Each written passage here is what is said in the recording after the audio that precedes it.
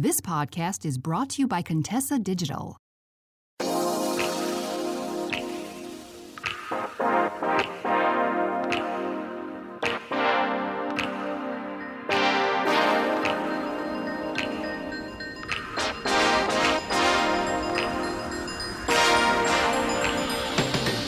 everyone, welcome back to Confidently Cherished, and just a thought for you.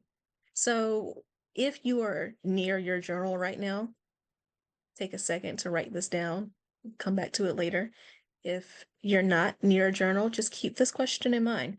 And that question is, what does truly caring about yourself look like? What does it truly look like to put yourself first? And how would you put yourself first if you weren't so concerned with what other people thought? So, I have a special guest today, and I'm going to let you introduce yourself. Okay, thank you so much. Hello, everyone. My name is Tanielle Brew Smith.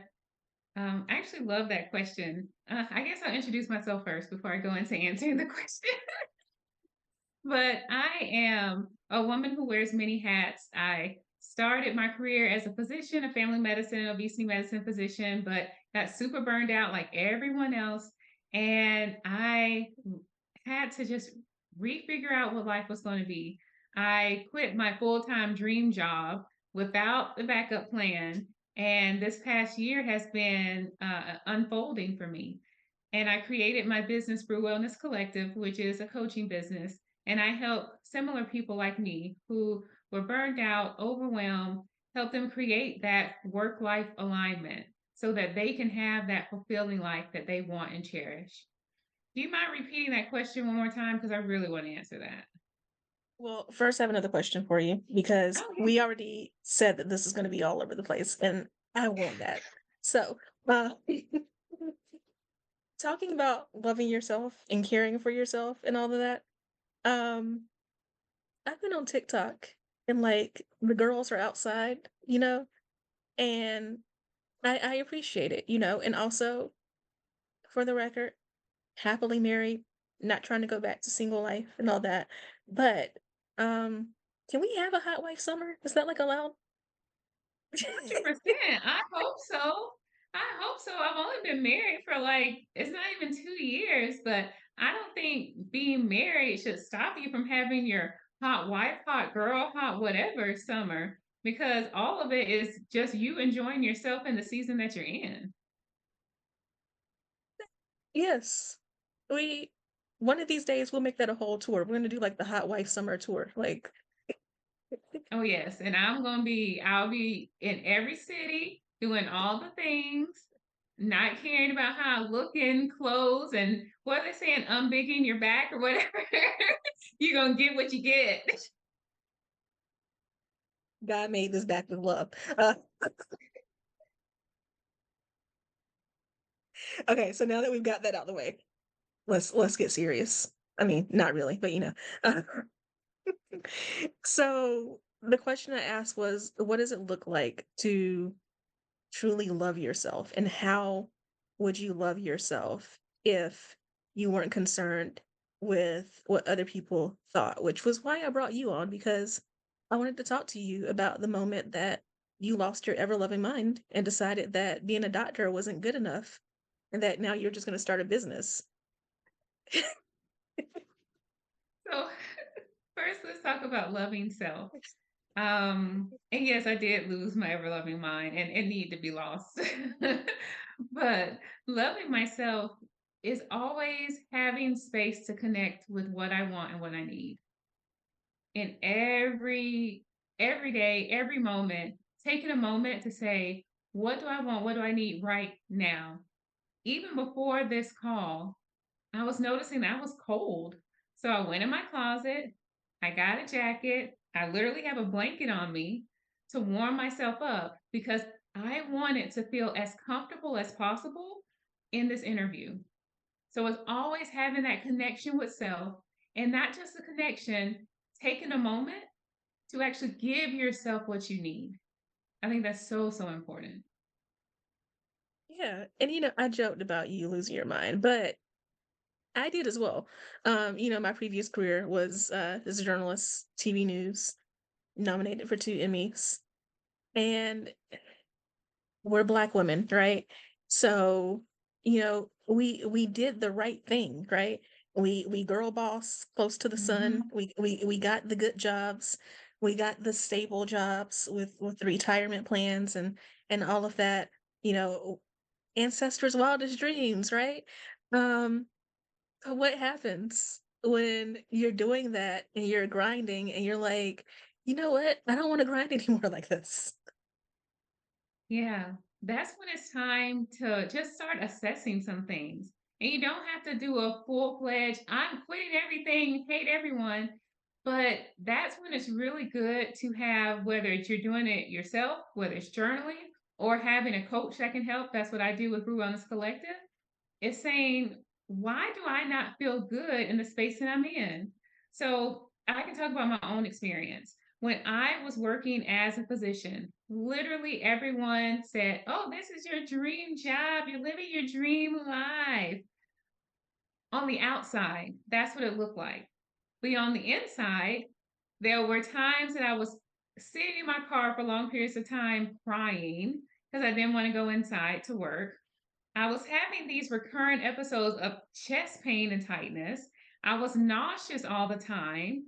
I had recently gotten married, and literally by the time I got home, I was at capacity to such extent that when I remember one time my husband, he said something very simple. It wasn't even an argumentative thing. I just burst out crying. I had nothing left to give. So for me, my insides were not showing what my outsides were showing. And I couldn't live that way. I wanted it to be the same. I actually wanted to feel good working and doing what I was doing. I wanted to feel good in my relationship. I wanted to feel good hanging out with friends or taking a break. And I knew I was going to have to go on a journey to figure out what good meant for me.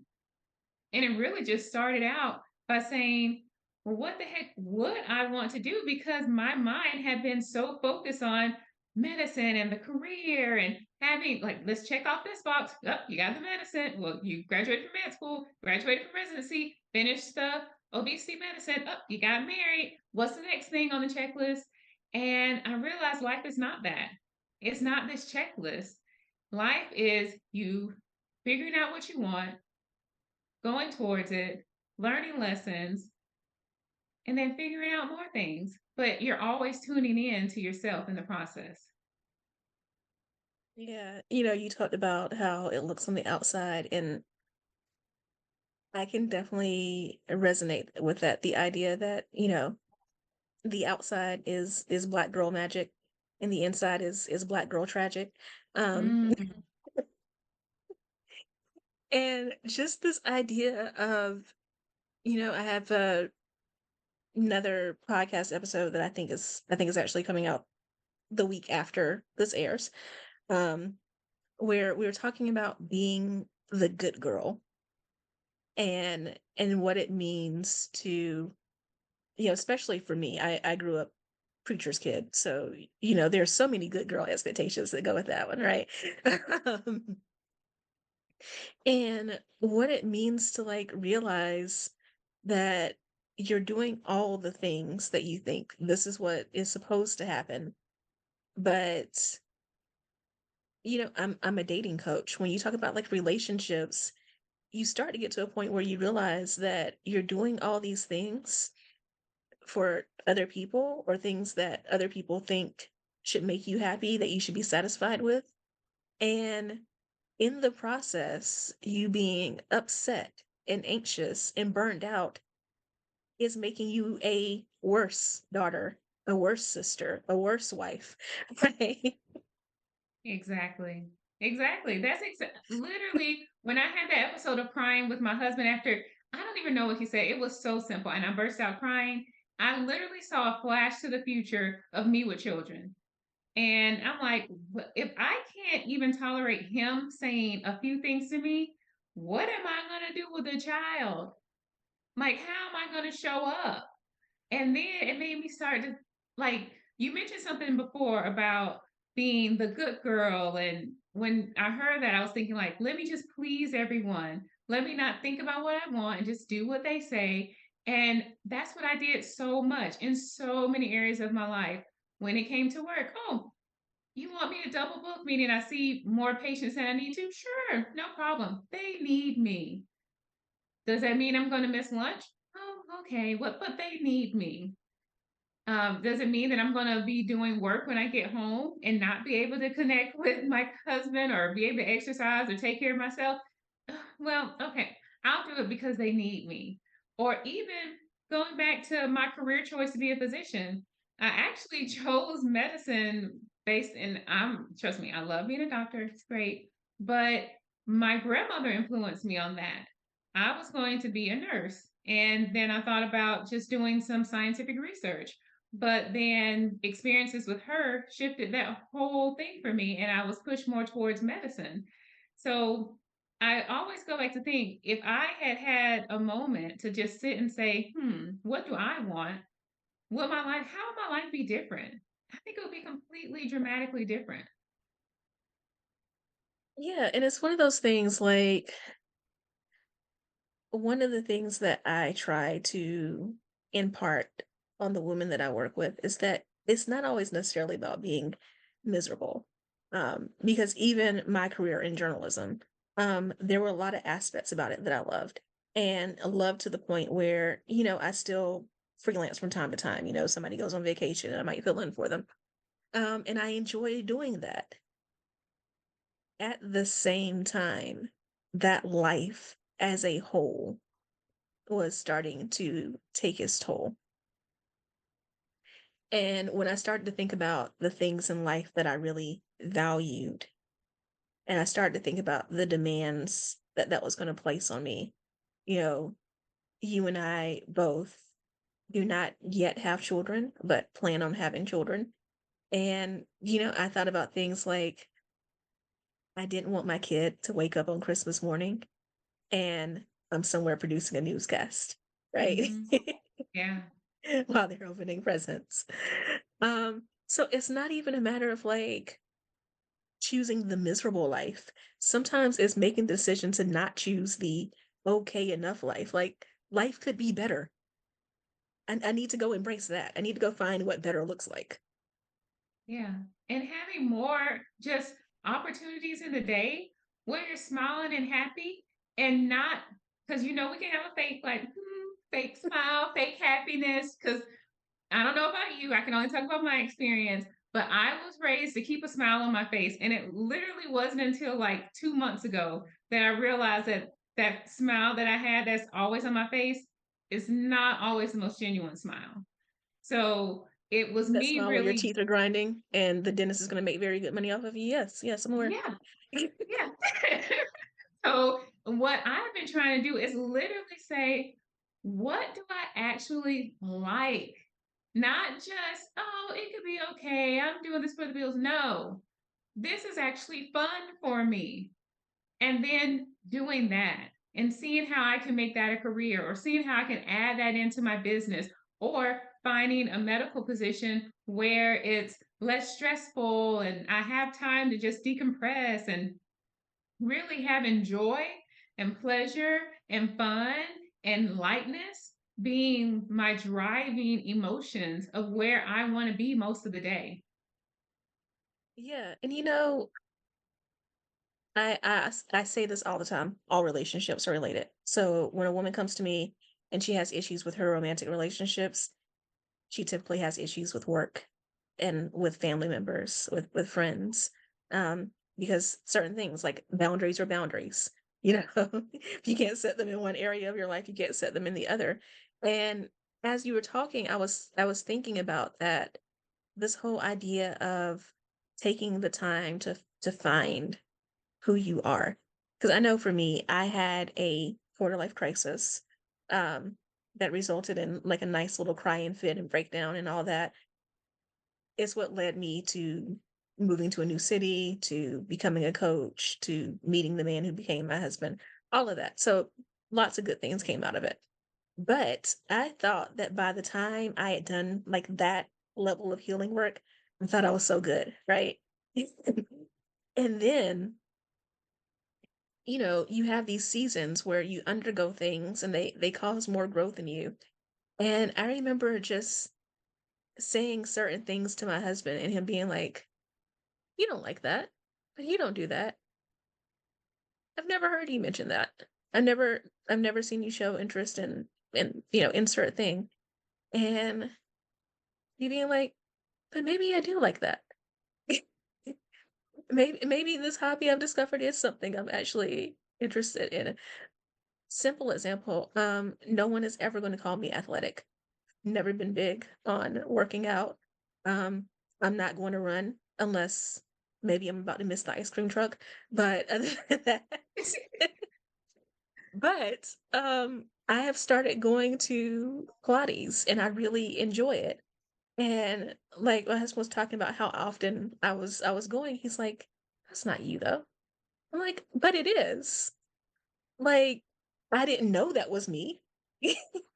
I didn't know I was going to find a workout that I enjoyed, but I found it. And, I feel like a lot of women don't get this space to, we talk all about self love, but women oftentimes don't really get a space to discover who they are and what they love. How can you love yourself if you don't even know you? Ooh, you can say that one more time. Yeah, that is, yeah. I think this year that I've had, I keep saying this year, it hasn't even actually been a year yet, but being curious and open has also been another theme of it. So, one of the first things I did after I stopped my old job, something in my brain, my intuition said, do a yoga teacher training.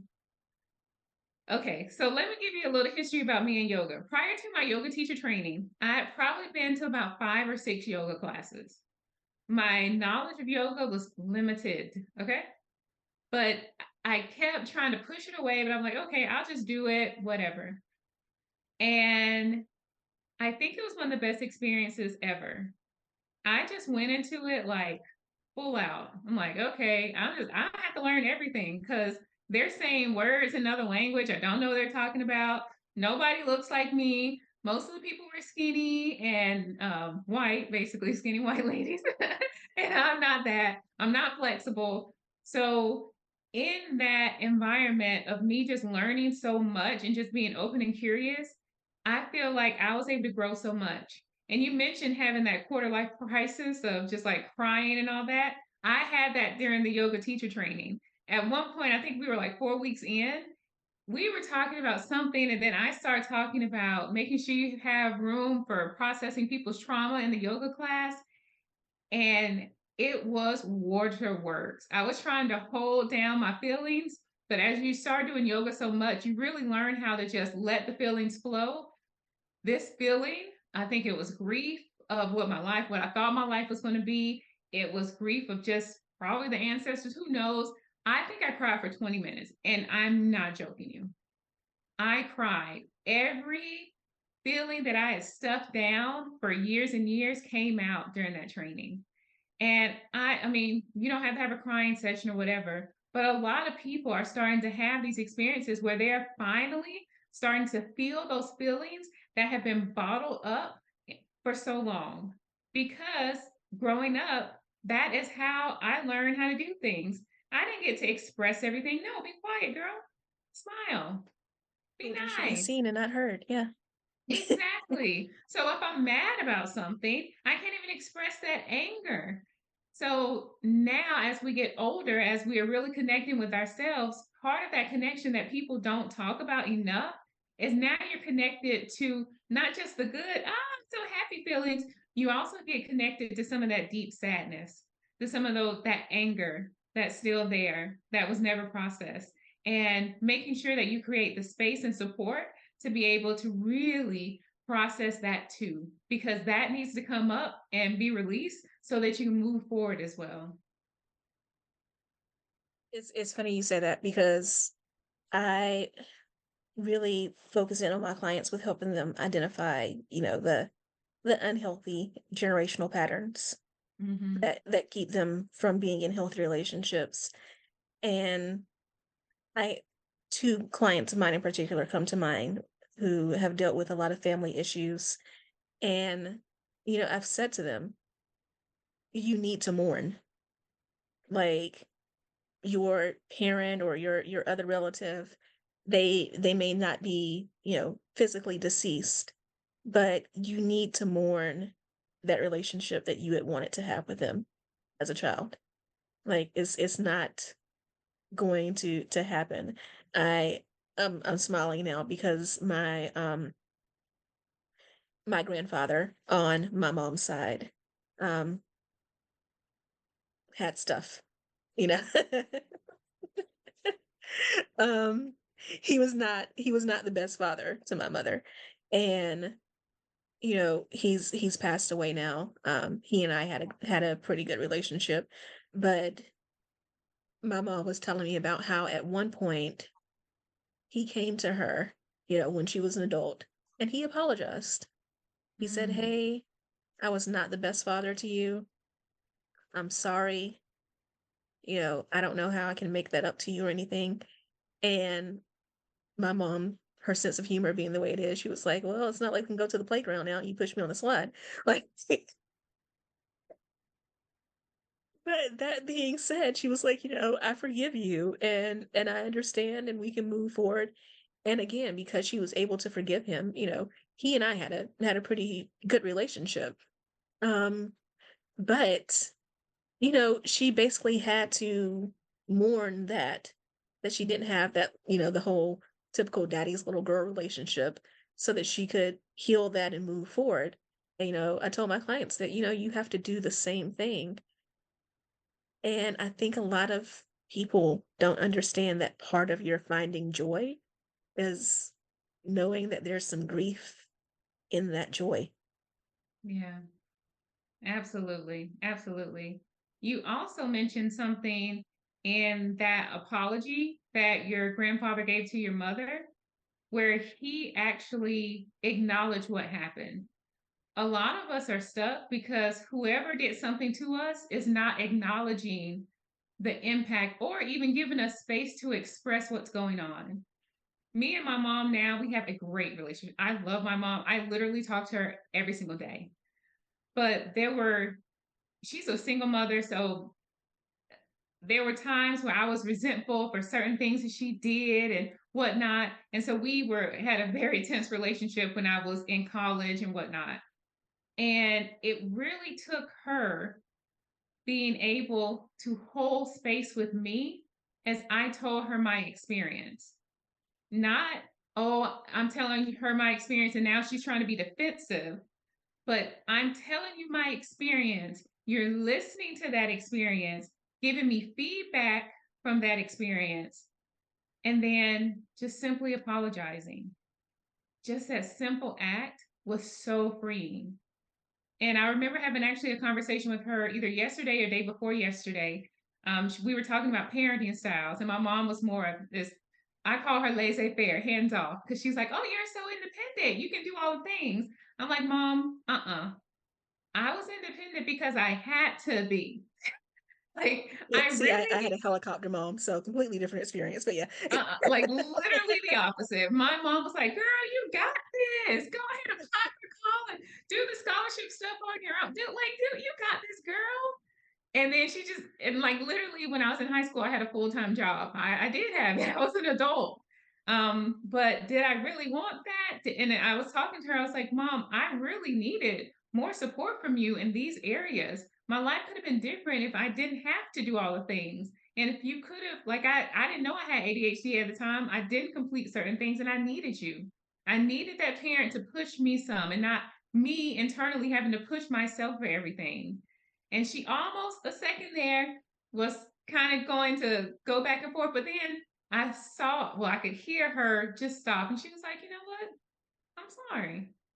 And even in that was so freeing. I'm like, "Thanks, mama." And then we just went on with our day. And I think that's why coaching is so powerful because a lot of times, as women, as Black women, as people of color, and just people in general, we have these experiences that we're having. We know it doesn't feel right in our body, like something's off with it. So, and then we try to tell our boss, we try to tell other people, but they just not getting it. They're not really holding that space for us. But then when we work with a coach and they're able to listen, reflect back, give us feedback, and really validate that experience, something about that really just loosens the grip of it. The coach doesn't have to apologize and try to make it better, but just having another person see us in whatever experience that we've had and let us know, you know what, that's your experience. You're not crazy. Oh my gosh. Or normalizing something. You know what? I went through that as well. I've had clients who had that same experience. It makes someone feel safe with you. It makes someone feel lighter. They don't have the burden of the world on their chest or on their shoulder or wherever that burden is for them. And it really helps them to start seeing themselves differently. Now they can navigate through the world because they don't have all this anxiety inside of them because they don't know if what they're doing is right or wrong or if they need to shift. No, you're fine. No, it's funny. You said validate the same time I was thinking that word because my mom, you with your conversation have those stories of like someone acknowledge, but oftentimes people don't get closure from the person who hurt them. There's some people who are never going to have that amount of awareness of what they've done to others.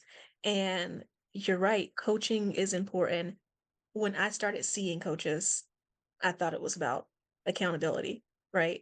Because, I will procrastinate to the death if I don't have the accountability. So it's like, okay, well, I just need somebody to hold my feet to the fire. But, it was going to a coach and everything. I love now when my clients ask me, is this normal? Yeah. Because I'm like, there's no such thing. Nothing's normal, right? But is it unusual? Like, are these feelings quote unquote wrong? Like, no, you're allowed to feel what you feel.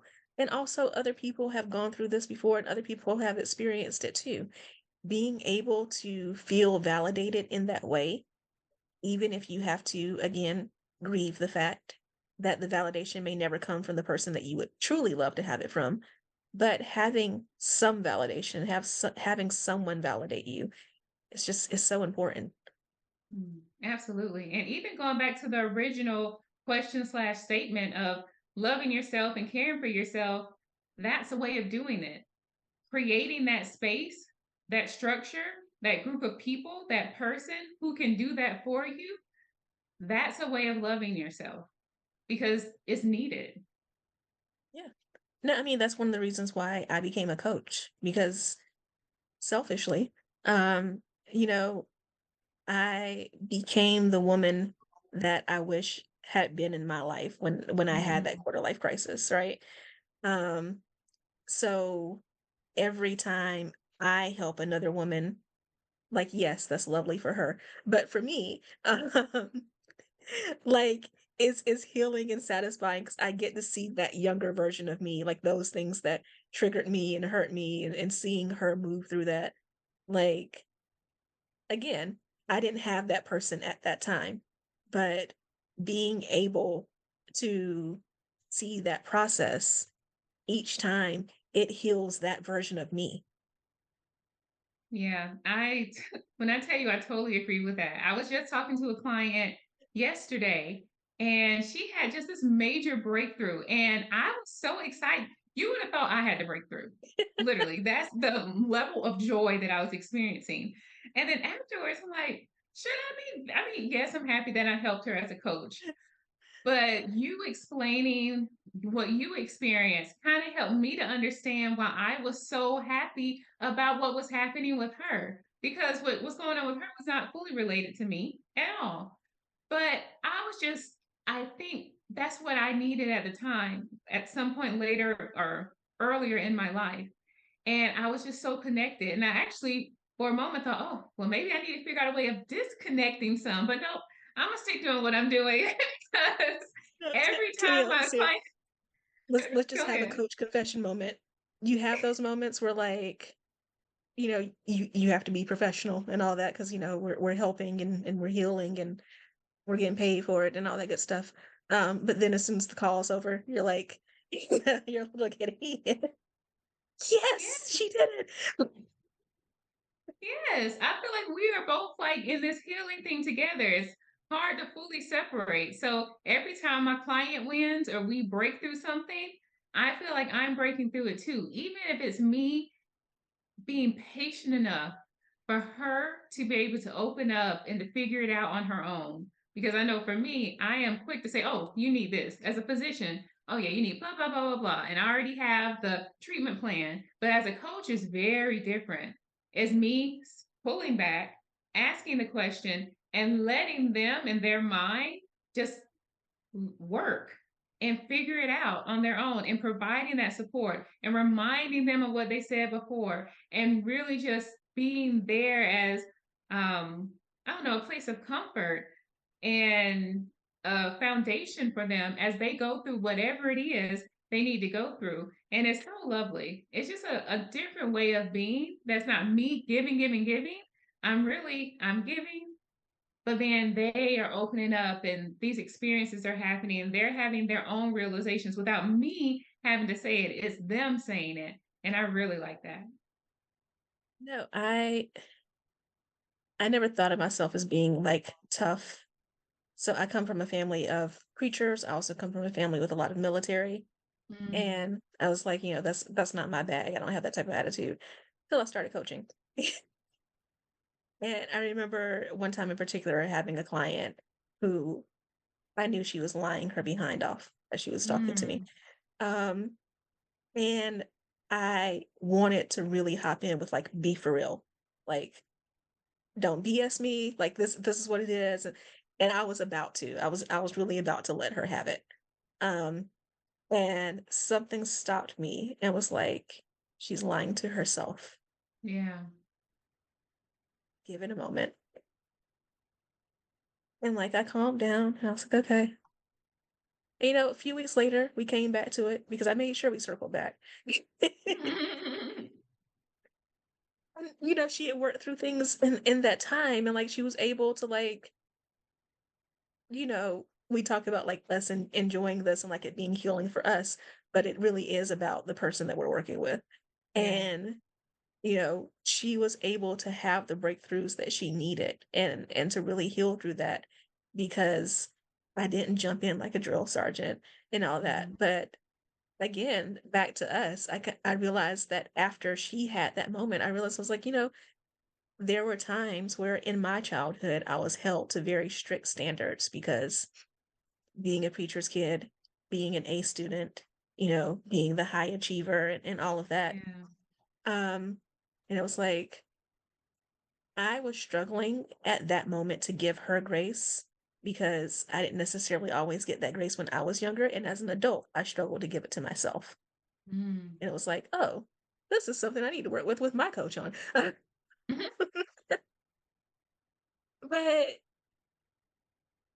again, that was one of the reasons why I wanted to have you on because doing what we've done, making that decision to like change careers, to embrace a new version of ourselves, to embrace, I don't know if we're a hashtag soft life, but at least a softer life than we Softer. had I before. like that. Softer life. I don't know if I'm full-fledged soft life, but I'm definitely softer. Right. But like getting to that point requires giving yourself a lot of grace. And I wonder like how you learned to do that for you. Practice.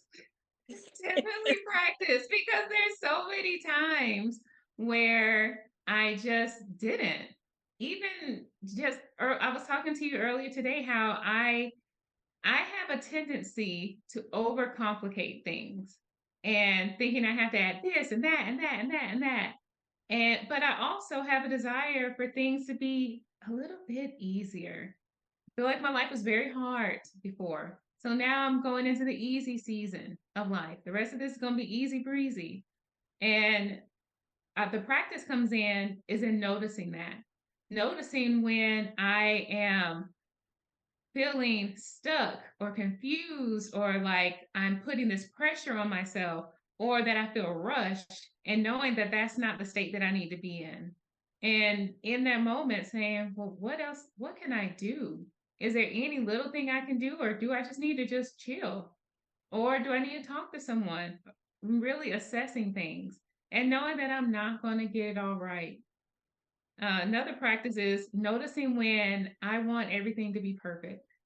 I don't know about you, but I am a perfectionist. I didn't want to admit it, but I am. But noticing that, why don't I just be excellent? Excellent's still pretty good, not perfect. But when I do excellent work, or if I am just striving for excellence, oh, much lighter. Yeah. I don't have to worry so much. It's easy. Let's do that. There is so much on social media. Like something that has blown my mind recently is I'm not sure if you're familiar with Shira 7 on YouTube. No. So Shira 7 married a wealthier man, and all of her videos are about how to get the bag through dating and marriage. Oh wait, I know who you're talking about. Does she say? Does she have like a little phrase that she Sprinkle, says? sprinkle, yeah. Okay, okay, Yeah. got you. And I bring her up because years ago, because Shira Seven's been on YouTube forever. Years ago, I remember watching a few videos of hers and thinking like, I'm always the type of person that I can watch a variety of things. Some things resonate with me, some things don't. Mm-hmm. So, the idea of like not working as hard and everything that did kind of resonate with me. But I kind of watched a lot of videos and I was like, I don't necessarily agree with everything she says. Whatever. Didn't really think about it. But now, several people, because there are several accounts, have taking clips from her lives and posting them on TikTok. So she's all over TikTok. Mm-hmm. And seeing this whole movement towards soft life and seeing stay-at-home girlfriends and women talking about, how do I bag a millionaire or a billionaire so that I never have to get a job again? I see some people being very reactionary towards it, making fun of it, calling it stupid, calling it superficial. But I think everything that we've been through with the pandemic, people's anxieties have gone through the roof. Mm-hmm. For women who look like us, for Black Yes. women, that strong Black woman stereotype has screwed us over. Um, and I understand. Like, I run a business. I will probably always work and run a business. Um, but I definitely understand why that type of content has become so attractive. And I kind of wonder what you think about it and what you think about even trying to find, like I said, softer life. What you think about trying to find that balance of maybe you don't want to be a stay-at-home wife, girlfriend, mom, whatever. Maybe you want to have a career, but also maybe you also don't want to hustle and work 80 hours a week, right? Like, Yeah. how do you find what sits right in your soul? I think it's a spectrum. And if some people, so it's the strong Black woman, independent, I can do everything on my own. I don't need any help. I make my own money. And then there's the other end of the spectrum. I'm going to find a man or a woman or whomever who's going to take care of me and I'm going to be kept and I don't have to do anything. I don't have to clean the house. They both are responses probably a little bit to trauma. Throwing that out there a little bit. If you really start to dig down to it, it's somebody who's going through something and now they're either overly relying on themselves or overly relying on someone else to get what they need. So it's always, I feel like life is finding where you are in the middle. And you described it beautifully, that softer life that we all want. I don't ever want to be that person who's like, I can only do it on my own. When I first stopped working full time, the first couple months after I did the yoga teacher training, even during that, I was like, oh, I can see why people will want to be a stay-at-home person. This is great. This is actually a wonderful life. To wake up when you want to, go to the gym, like this is beautiful. But I also, the way my mind works is I love businesses. And this year I've created like two, and I also have another job too. So it's finding how can I appreciate and give myself all the parts of that. So for me, it's I know I don't like cleaning, so I have a cleaning person. I don't like cooking, so I have a cooking person. Sometimes I don't like doing laundry, so I have someone doing my laundry. I'm never going to be out in the yard, so we have a yard person. So that is my way of having this kind of softer experience. I'm not going to be the domestic person. I don't want to do it. Occasionally I'll wipe stuff down, but it's not who I am. Not going to do it. But then in my business, I also have to have that same kind of knowing of what I want and what I don't want. I know I want to be able to shift my schedule when I need to because my energy levels change. So finding spaces and places where I can do that. And that makes me feel good. I want to always be able to go to Zumba class when I want to, whether it's the morning class or the night class. That is a sign of success for me. So knowing, okay, well, I'm not going to choose one career where the schedule is super set and I can't change and I know I'm going to be exhausted. No, I need to look for something else.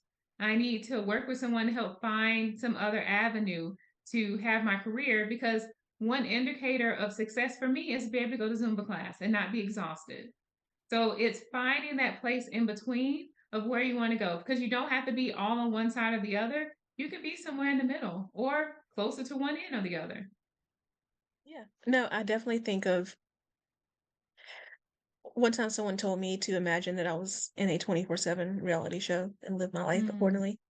And that didn't resonate with me. But well, you and I again both we've gone through hypnotherapy training under the same person. Shout out to Juliet. And Yeah. talking about generational patterns and all that, what did resonate with me was thinking about I do plan on having a child, girl or boy.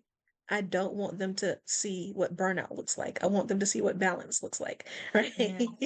And I need to start putting those putting those that environment in place now, getting into that habit now. Um so that that is already established. They won't know anything different. But that was one of my last questions for you when we talk about hypnotherapy. It is so amazing to me what the mind has the power to do and like the shifts that you can make using hypnosis. Um, when we first started our certification, I was just like, you know how Black women like to collect degrees and certifications. So, just like, yeah, seems fun. This seems like it'll be cool to learn. But then I was like, oh wait, like this is like really practical stuff. This is like this is life-changing stuff and I can help so many people, but also like I'm helping myself. And as as you navigate this process of trying to find the balance, find the softer life, like what's a mindset shift that's been really important for you? Oh gosh, there have been several. So just going back to the hypnosis, and when I say hypnosis, I really talk about the subconscious work that we do, whether it's hypnosis, NLP, timeline therapy, whatever that is, because it's really get into that deep level of reasons of why we have certain core beliefs and values. So I mentioned earlier to you that I have ADD, and with that, it comes with me doing stuff at the last minute. And I was actually doing it was either hypnosis or timeline therapy, basically subconscious work with um, one of the people we're doing the training with, and I realized that it wasn't. I mean, maybe it is part of the ADD, but it was really a generational pattern that I saw because my mom had to take care of me and my sister. She did not have a partner. She did not have support. So what I was seeing as normal was someone who's always rushed, always doing stuff last minute, always frazzled, and that was the norm. And once I realized that, I was like, oh my gosh, I can do something about that. One, I appreciate what she did, and I learned from that, and I can learn the lesson from that. But then I can set my life up differently because I am supported and I can bring in extra support. Even if I don't have it in the very moment, I can find it. When I can notice when I am in the stress place and can learn backwards from it. And it was just so freeing, like to be organized. One time I turned in, someone needed notes for something. I turned it in a week and a half early. I'm usually the girl, if it's due at 11:59, I'm going to turn it at 11:58. And for me to Yeah. turn, yeah, so for me to turn in something like a day or a week early, what? Just that. And then we did a lot of work around worth and worthiness and being able to receive. That has shifted. And I felt like I thought I was a worthy person until I like really went deep into myself to see I did have some worth wounds and I did have some issues with receiving. I could give all day, but there was issues with me receiving it back. And that was impacting my ability to grow in my business because if I can't receive, I can't receive money. If I can't receive Right. money, this business gonna close down. So it was shifts like that that were so major for me. Now, if a potential client comes up or if I'm creating an offer, I'm going to price it appropriately because I know my worth. I know what I can give. I know the transformation that can happen. And I'm open to receiving that exchange from another person. Yeah. And it's funny because you said all that about business, but you and I are both married. Like it works in romantic relationships too. Is Yes. when you learn how to receive, you find a partner who is supportive. And until you learn that, you will find yourself in relationships where you're constantly trying to prove yourself. And even with, you talked about your mom.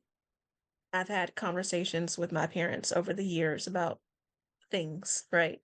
Because even when you have good parents, they fall short in certain areas. Yeah. And I think that's our work. Our parents healed certain generational curses. There are some they didn't heal, right?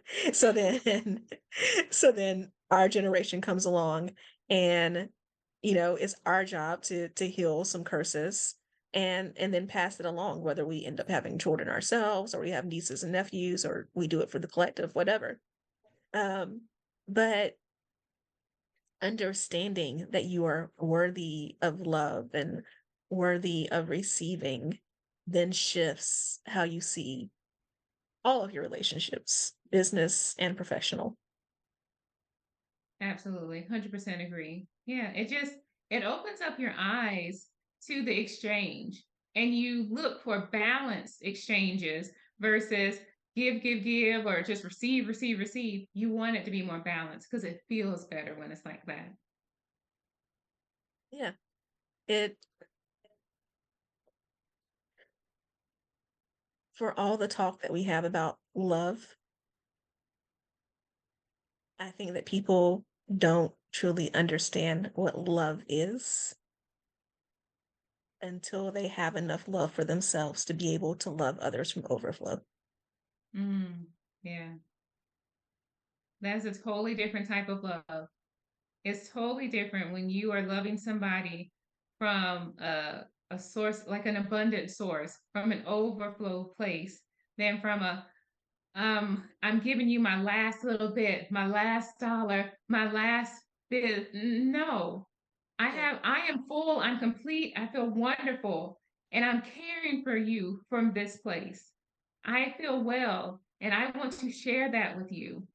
Not I feel depleted, and let me give you my last piece of energy. Let me give that to you. No, no, Yeah. I'm well and wonderful and happy. Let's go.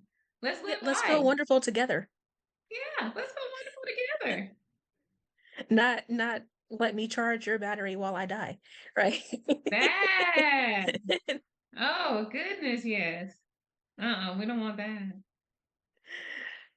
So, Tanielle, tell everyone how they can work with you, how they can get in touch with you, and how they can scroll and spend too much time on your Instagram as I did. Um, So I'll start with the social media. My company is Brew Wellness Collective, BREW Wellness Collective. And that's the name on Instagram, TikTok, Facebook, YouTube, I believe. My website is Brew Wellness Collective. Well, www.brewwellnesscollective.com. And I am offering a variety of different services. I'm really loving hypnotherapy and coaching right now. So if you are stuck and you really want to take this next step in your life, in your career, but you're just not quite sure what to do, you're not exactly sure which path to take or how to find that balance, you've gone all the way on one end or all the way on the other, and you want to find that middle ground, let's just have a chat. We'll find that middle ground together. yeah. And I hope that no one listening takes this the wrong way because I'm not trying to call out certain people. But I would like to point out in this moment that you and I are both coaches. You and I are both hypnotherapists. Yes. We both offer hypnotherapy services. And there's not competition here. Oh, gosh, no. Because when you love yourself and you operate from a place of love, you understand that the important thing is helping and letting others heal and working with people that you're aligned with. You know, I try to bring, I'm amazing, but I try to bring other amazing women onto my show because someone might enjoy my show, but not resonate with me enough to want to work with me one-on-one. That's fine because we live in an abundant world and I have clients, right? The ones who resonate with me find me. Yes. But if someone feels more connected with you and they come to you and they're able to get the healing that they need, like, I kind of feel like there's a little extra jewel placed in my crown in heaven for that. It is. if I help them get connected to you, right? So I say that as a lesson that I want to leave on about like love and understanding that the more love that you put out there, the more love you get back.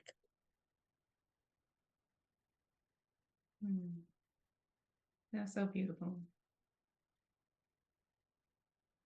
So, Tanielle, thank you for coming on to Confidently Cherished.